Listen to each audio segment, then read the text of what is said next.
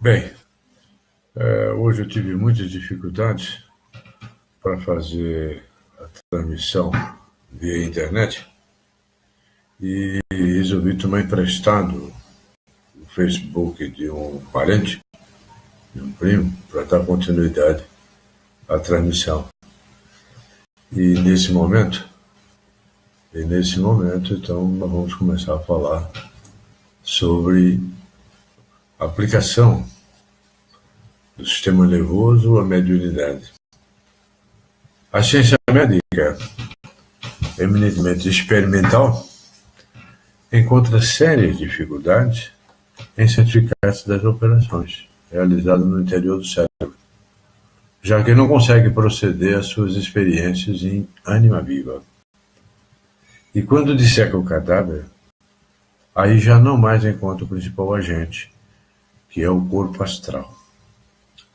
Mas o conhecimento positivo da atuação do espírito permite conclusões, outras ainda ignoradas na ciência experimental. Realmente, a comunicação do físico com o corpo astral, como nós já colocamos várias vezes, pelas ondas eletromagnéticas que vão para o nosso cérebro e pela imantação magnética que existe entre o médium e a entidade comunicante, se dá através da substância branca. E o processo se dá da seguinte maneira: os impulsos nervosos eletromagnéticos chegam através dos nervos da córtex cerebral, sendo aí registrados. Do córtex, os impulsos vão ao tálamo, que funciona como se fosse um relé entre o córtex e a substância branca. No tálamo, que é comandado diretamente pelo espírito por intermédio do corpo astral, faz-se o julgamento da necessidade psíquica da conscientização desses impulsos ou não. Estando o tálamo com o relé ligado ao córtex, todas as sensações passam à substância branca e, portanto, são conscientemente percebidas. É aquela mediunidade consciente. O tálamo, por ordem do espírito, pode desligar o relé do córtex. Os impulsos continuam chegando normalmente ao córtex, mas não passam pela substância branca, interrompida, que foram no tálamo. E por isso o corpo astral não toma conhecimento delas. É a comunicação direta. Daí ocorre o seguinte: quando o espírito sente a necessidade de repouso, ele desliga o relé do tálamo e o corpo entra em estado de sono. Isso é um corpo físico normal. Quando, mesmo no sono, há necessidade ou utilização de o indivíduo tomar conhecimento de algum rumor ouvido, ou de luz vista, ou de algum contato, ou calor, ou frio, tato, são ligados os relés correspondentes e a criatura desperta. Quando no organismo surge alguma doença, mesmo durante o sono, os relés são ligados e a pessoa acorda porque está sentindo dor. Uma sensação que mais dificilmente se desliga é a do olfato. Mesmo dormindo, os impulsos odoríferos são sentidos. Previne-se com isso o perigo do fogo, pois o cheiro da fumaça desperta a criatura. Quando o espírito está prevendo para despertar a determinada hora, no exato momento provoca a religação do relé do tálamo com o córtex e a pessoa acorda na hora que queria. Nem todos têm o mesmo grau de desligamento. Em muitas pessoas permanece o reflexo, por indução do que ocorre, e são ditas pessoas de sono leve, pois qualquer coisa normal as desperta. Outras pessoas desligam totalmente o tálamo do córtex, têm o sono pesado ou profundo. Na mediunidade, ao ligar-se, o espírito comunicante pode querer ocultar do médium o que se passa. Aí ele desliga o relé do tálamo e dá-se a mediunidade inconsciente, pois a comunicação passa diretamente pelo córtex para os nervos aferentes, exteriorizando-se em palavras faladas através da psicofonia ou escritas através da psicografia. No entanto, uma disposição orgânica própria da criatura pode causar essa mediunidade mecanicamente, independentemente da vontade do espírito comunicante. Quando a criatura entra em contemplação, o tálamo desliga seu relé e ela perde a consciência de todos os seus veículos físicos. Todas as sensações corpóreas desaparecem no inconsciente, de tal forma que, externamente, ela parece dormir, mas intimamente sua consciência está mais desperta do que nunca, quando vibra no plano astral ou no mental. Durante o sono, esse é muito importante, durante o sono, desligados os relés do tálamo, a consciência da criatura permanece funcionando apenas no corpo astral. Daí podem ocorrer duas hipóteses. Primeiro, se o corpo astral se afasta do corpo físico, vive sua própria vida independente, se o que vive se comunica ao tálamo, este pode comunicá-lo ao despertar ao córtex, e a pessoa se recorda do que viveu durante o sono ou na viagem que ela fez através da projeção do seu corpo astral. Se o corpo astral não se desliga do corpo, o tálamo reproduz as imagens e sensações recebidas durante o estado de vigília, acordado, proveniente do córtex. É o sono que nós chamamos fisiológico, geralmente inconsequente. Ao despertar, recorda-se vagamente de trechos esparsos incongruentes do que viu ou sentiu. Daí você começa a relatar sonhos que você teve, mas que você não se lembra tanto, por esta razão. Todo o sistema nervoso é constituído de neurônios, como nós dissemos antes, que se interligam através dos axônios e sinapses, chamados dendritos. No entanto, observa-se que a sinapse não toca o elemento em que atua. Há sempre a sinapse e esse elemento de espaço microcósmico de centésimos de milímetros. A comunicação é feita por meio de pequenos jatos de uma substância segregada pela sinapse chamada acetilcolina, que funciona como relé. Esses pequenos espaços, sempre retados de impulsos, são chamados sinais luminosos, tipo o semáforo de trânsito, por exemplo. Observamos, todavia, que jamais o impulso erra o caminho que deve seguir. Vai sempre pela via principal, onde não há cruzamentos, nem trevos, raramente por via secundária, onde aí sim há cruzamentos. Mas, de qualquer forma, existe um rigoroso controle com um sistema de mão única. Fibras aferentes motoras que saem do cérebro jamais encontram as aferentes sensitivas que para lá vão. Qualquer anomalia nesse tráfego produz um engarrafamento. É o caso do aparecimento de algum tumor ou lesão. Quando isso ocorre, a sinapse providencia um desvio temporário dos impulsos. Certas substâncias conseguem anestesiar, paralisar, através de barbitúricos, ou excitar estimulantes as sinapses, que descontrola e desorganiza o andamento normal, tanto nas sensações quanto nos comandos motores das pessoas. Por aí entendemos porque também a mediunidade, ao afetar o sistema nervoso com um acúmulo externo de ordens motoras ou de sensações, venha a descontrolar os movimentos e anular ou reforçar as sensações do médium. Certas vezes, os médiuns deixam de registrar sensações externas, ficando como que anestesiados. É como se eles entram em transe, não percebem os estímulos externos, nem mesmo, por vezes, dores e sofrimentos. A acetilcolina foi suspensa e as ligações nervosas sofrem temporariamente a paralisação anestesia. Por isso que nós chamamos que o médium entrou em transe, ele não sente absolutamente nada. Outras vezes, os comandos motores também sofrem repressão ou ativação, coagindo o médium a movimentos lentos ou a movimentos agitados, dependendo das circunstâncias. A organização perfeita, embora complexa, do sistema nervoso permite aos espíritos comunicantes, exógenos, que vêm de fora, tanto quanto ao espírito endógeno, que é o espírito do médio, dono do veículo somático, seu perfeito controle para as manifestações mediúnicas.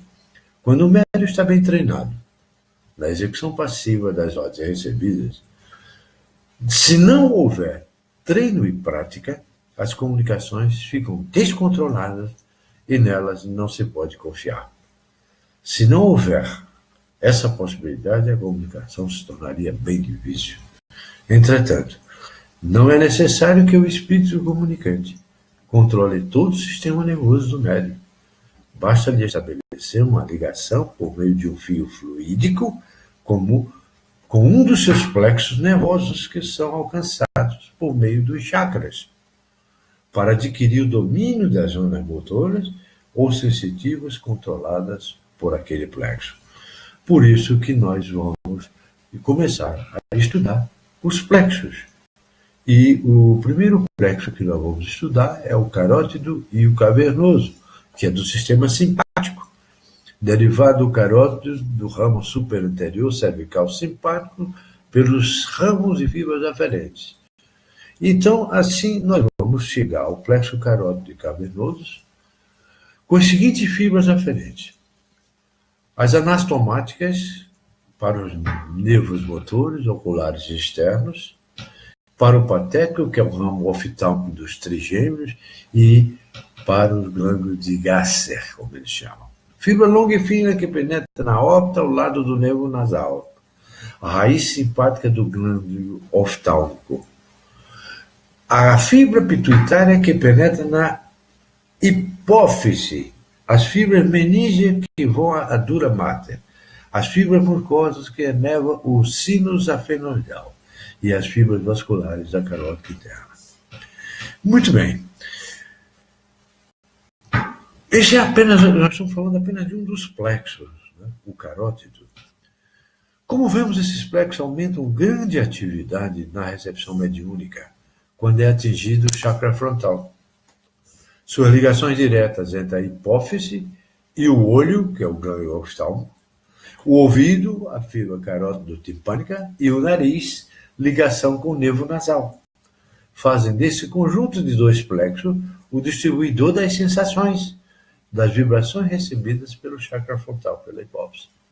Em vista disso, ao receber o impacto vibratório, o chakra comunica a esses órgãos através da hipófise, sensibilizando toda a região otorrino-oftalmológica. Por isso, as vibrações recebidas pelo chakra frontal se transformam em evidência. Aí vem a mediunidade de evidência, desde que não reproduzem a figura vista, mas a faixa vibratória alcançada, sobretudo a cor. Daí também a facilidade maior de ouvir-se o som da voz durante as vidências, através da mediunidade audiente. Não é, evidentemente, o som de uma voz articulada, como se provier através do ar em ondas sonoras, como a gente está ouvindo, como vocês estão me ouvindo aqui agora. É um som inarticulado, é sentido.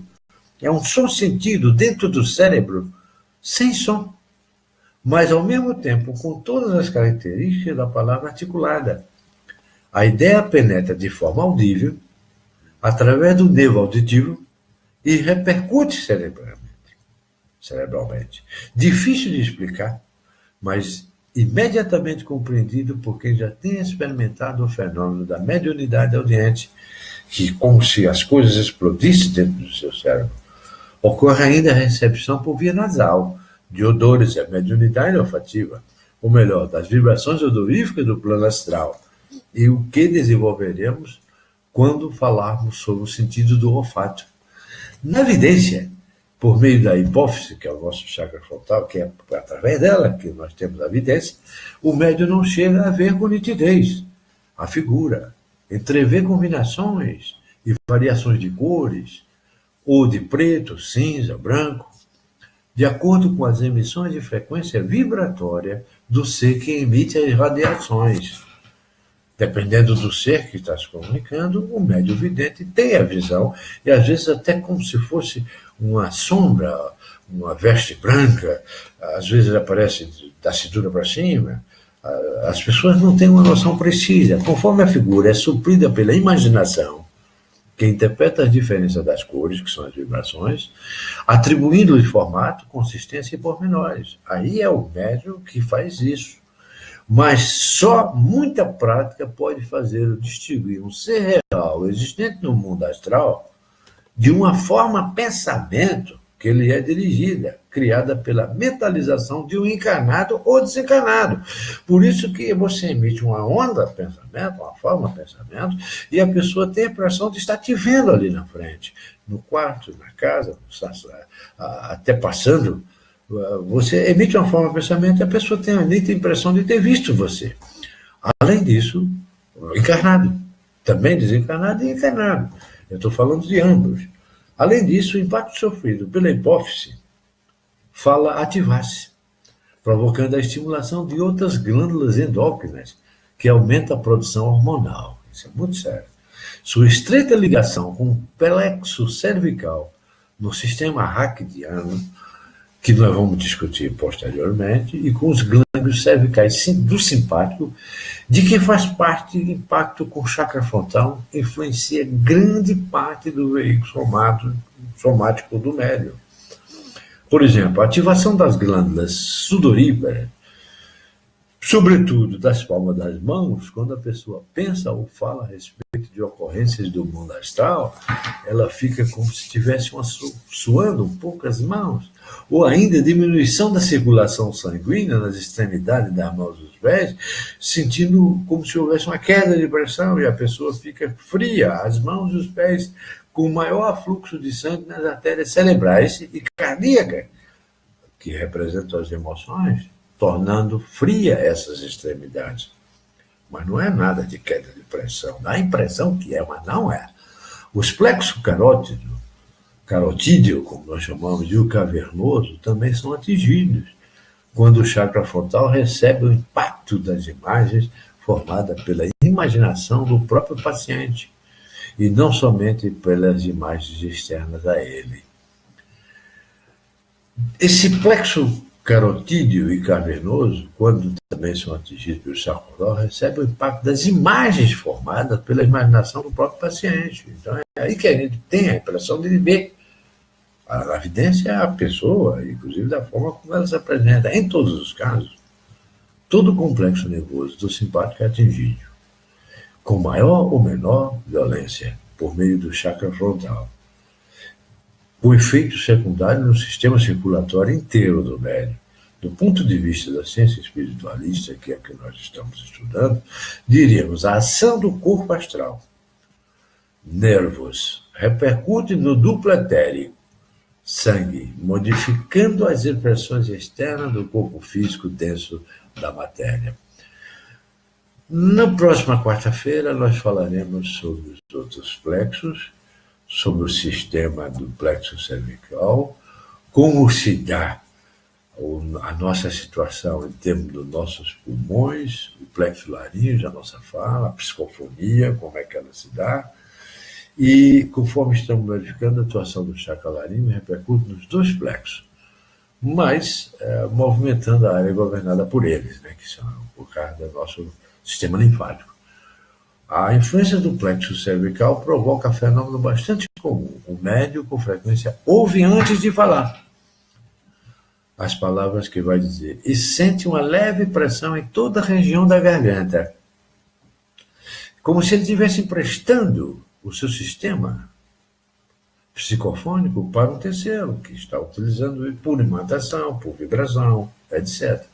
Ao ligar-se fluidicamente o chakra laríngeo, atinge mais particularmente, porém, o plexo laríngeo, dominando totalmente o aparelho fonador do médium, desde os músculos involuntários do pulmão, para a expulsão controlada do ar e a ser utilizado na fala, até a traqueia, a laringe, as cordas vocais e a língua.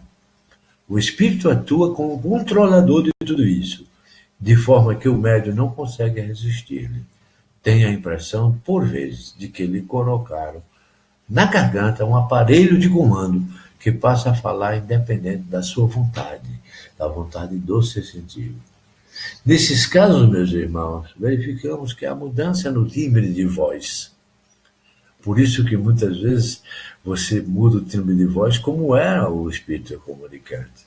Na musicalidade da frase, na pronúncia das palavras, às vezes até com sotaque estrangeiro.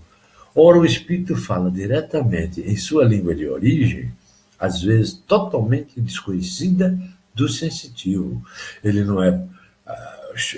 É o fenômeno da xenoglossia, que nós dizemos, que é falar uma língua estrangeira, que vem de glossa, língua estrangeira, xenoglossia. Em o Novo Testamento é denominado glossolalia, que simplesmente diz falar de lália em língua. Por isso que muitas igrejas têm as pessoas que falam em idiomas, falam em línguas. Então, é típico, inclusive quando nós estudamos lá no Evangelho, nós vamos ver que existem alguns profetas, alguns médios que falam em línguas. Em algumas igrejas eles falam em línguas. E eles dizem que é o Espírito Santo, porque, conforme as traduções, como nós dissemos nos estudos passados, o Espírito Santo não é um Espírito Santo.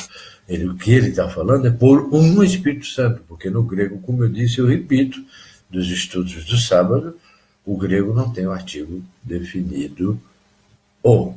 É tudo indefinido.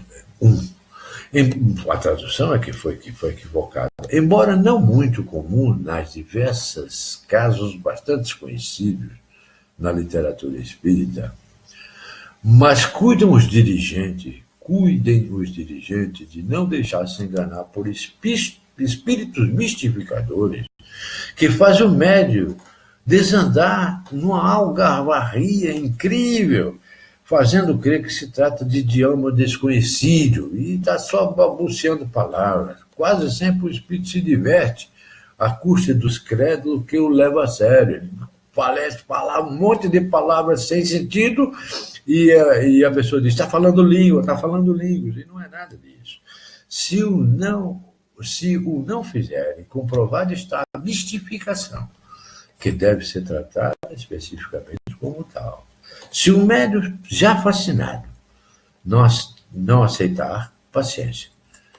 Seu fim será triste, pois o fascínio passará com facilidade à obsessão. Por um espírito estrangeiro falar em nosso idioma não é difícil.